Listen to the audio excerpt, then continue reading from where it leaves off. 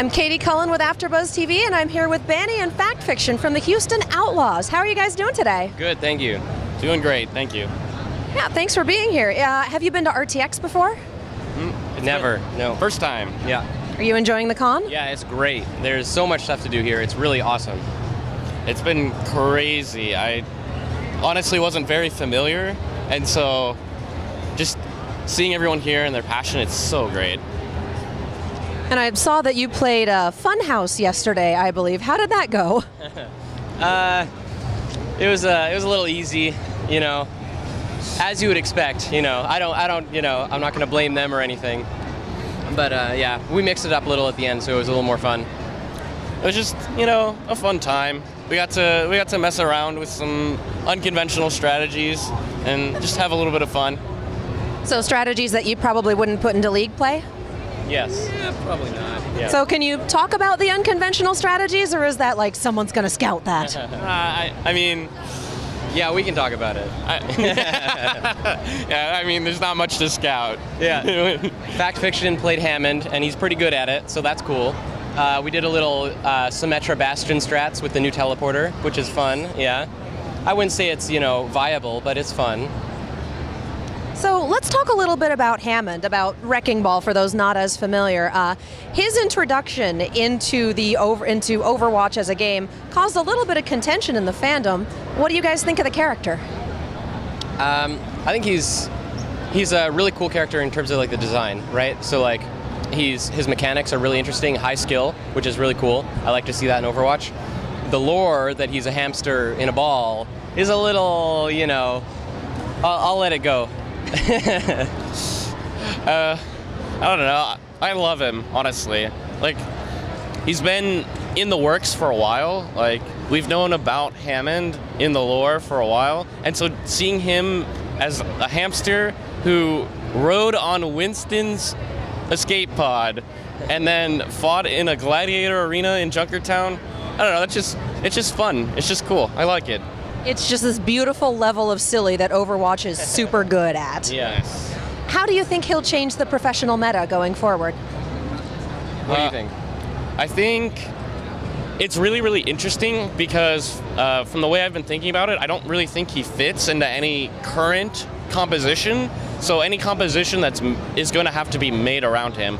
And I actually think he will end up, him plus the support changes are going to end up shaping the meta a lot, because right now we're looking at commonly played the double sniper setup, and I think Hammond is very, very strong against at least Widowmaker, not as much so against Hanzo just because he can shred tanks, but because you can't get headshot as Hammond, and so that gives you a lot of freedom on how to engage, and I mean, not getting headshot is very, very useful against the Widowmaker. Yeah. I noticed when we were playing Fact Fiction in the Funhouse match on stage, it's like impossible to kill him. Like, he's playing Hammond, and it's just, he never dies because he always has a way out. So I didn't expect how tanky he would be, so I think he might see play because of that. So what characters do you think would be a good counter for Hammond then? Characters that counter Hammond is, you need something that can chase him down, because right now you can just go in and then get out every time. And so like Tracer is very, very good against Hammond because of his giant hitbox, and she's like one of the only heroes that can keep up with him. And then Bastion. Bastion is very, very good against Hammond because he's not really good against the... You actually just can't contest a Bastion as Hammond. You don't do enough damage. And he just shreds Hammond because of his damage. Well, and Hammond is a tank with no shield, correct? Yeah, the only shield he has is his personal shield, and you just get shredded. Yeah. Well, one thing I experienced yesterday when we were playing against Funhouse, or actually it was Mendo who swapped a Bastion in our game. Came in like a wrecking ball, came out as scrap. You mentioned the support reworks. We've also had a really big Symetra rework. Do you see her entering the professional meta now? I think we'll see her in like one-off strats. You know, remember the Gladiators play on King's Row? We'll see stuff like that where they do it once and then never again because people know it's going to happen. I think that's the kind of thing that we're going to see from Symetra. I basically just 100% agree with Bani. She doesn't seem strong enough right now, or maybe people haven't figured it out yet, in order to like see her have a lot of play, but the freedom of movement that she provides for her whole team, I can definitely see some crazy strat being made by one of the teams. So. Pop out a spawn, move the team, pop back in to switch to another high mobility character, maybe? You could see something like that. I think it takes a bit of time to teleport, to drop the teleporter and swap, but I don't know, you can still see it. League record for Symetra play is 14 seconds outside of spawn. Do you think you'll beat that this year? Knowing Muma, yeah, we probably could. Yeah. Pretty much. Definitely looking forward to that. Let's talk a little bit about the league play. You had a hell of a first season. What do you think your personal best play during season 1 was? That's a tough one. For me, it's hard to remember specifics. But I think just overall, beating Nixel on Volskaya was my personal favorite thing that I did. Yeah, I can't remember who it was against, but I was playing Lucio on Nepal Village, and obviously I'm not a normal Lucio player, so I've kind of just like, if I have to, I play him, and I actually kind of I played pretty well this one time where I like booped their whole team into a Cool Mats Diva Bomb, and then I managed to also like. I managed to boop somebody like into our point while Linkser May-walled them off. So I was pretty proud of that. That's my best moment, at least. That's pretty awesome. Yeah. It can be hard to aim those boops sometimes. Yeah. So I don't think anyone was expecting the team matchup that we got for the season 1 finale. Yeah. What did you think of that match? I thought the match was really, really cool. I mean, it's common in like other sports, like traditional sports, that the teams that end up doing well in the playoffs are the teams that get hot right before the playoffs.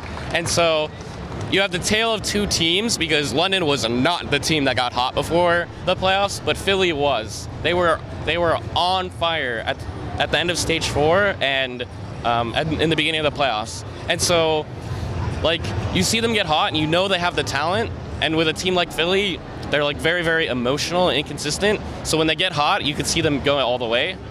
But then London is this team that they're a weird team, because you know it's there, you see their players, you see their staff, and you think to yourself, why are they struggling? And so in the playoffs, they just decided, you know what, let's just win, forehead. Yeah. Yeah, you pretty much summed it up pretty well. It was just surprising, because I thought the teams that were more tactical and like Nixel and Valiant would have the edge, but turns out maybe not. Yeah, just went. I don't know. Yeah, I was fully expecting Valiant to go all the way, and that was a huge shock for me. Yeah. Yeah. I guess like just star power ended up prevailing through kind of having firm knowledge of the meta, I guess. And there was a slight meta shift before the finals started, wasn't there? Yeah. So yeah, that might have, I don't know exactly how scrims went, but like I feel like those teams, the playoff teams, had to do a lot of like scrimming with contenders teams and like non-Overwatch League teams. So maybe they weren't able to get as good of a grasp of the meta as we did in the previous stages, because they didn't have as much like top tier practice. It's possible, yeah. It was a heck of a finals. Yeah. How are you guys preparing for season 2? If you can say. Well, right now we're just hanging out and having a good time here. We're gonna begin practicing again probably in the coming months. We have a lot of World Cup stuff to do as well, so that's got to be dealt with. But yeah, I mean, we're just gonna take it the same way as we always do. I think we kind of streamlined things towards the end of season 1, so we kind of figured out the right way to practice and the right way to play. Yep, that's pretty much it. We're just taking some well-needed R&R right now. After World Cup stuff, I'm sure we'll be getting back to practice, and I mean, it's just like Bani said, we've figured out what went wrong in the beginning of season 1, and we're sort of streamlining it more towards the end, and so we're looking to carry those improvements on into season 2. Well, definitely looking forward to seeing season 2 start. What's your guys' favorite character to play? Doesn't necessarily have to be your best, but your favorite. I like Tracer, you know? It's very fun when you aim well and your movement's like on point. It just feels great. It's the best feeling, I think. The first character and my favorite character that I originally gravitated to was actually Genji. He's just so much fun. Getting the dash resets, pulling out the blade. I don't know, it's just a very visceral feeling. So the theme I'm getting here is high movement DPS. Yeah, yes. And it looks like the Summer Games are going to be the next event starting on the 9th. Are you guys excited? Yeah, I mean, I haven't seen too much of it yet because I've been away, but I'm looking forward to it. Do you know what the event is, or is there anything happening in it? I'd imagine we'll see the return of Lucio Ball. Aside from that, I don't think we've had a trailer drop yet. Okay. Well, I could probably go pro in Lucio Ball, you know? I'm excited for the Summer Games. Blizzard's first event, and so it holds a special place in my heart. Or Overwatch's first event. Lucio Ball is a lot of fun. I'm terrible at it, but it's a blast. Yeah. Is there anything you'd like to say to your fans? I mean, thank you everyone who came down. This event was amazing. We appreciate all of the support. We've had so many people here, and just thank you so much. Yep, Bani covered it. Thanks so much.